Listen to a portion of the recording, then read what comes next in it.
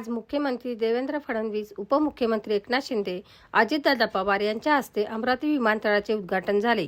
यावेळी मंत्री चंद्रशेखर बावनकुळे, गिरीश महाजन, ॲडव्होकेट आकाश फुंडकर, डॉक्टर संजय कुटे यांच्यासह मान्यवरांनी अमरावती ते मुंबई विमान प्रवास केला, तेव्हाचा हा विमानातील मान्यवरांच्या प्रवासाचा क्षण।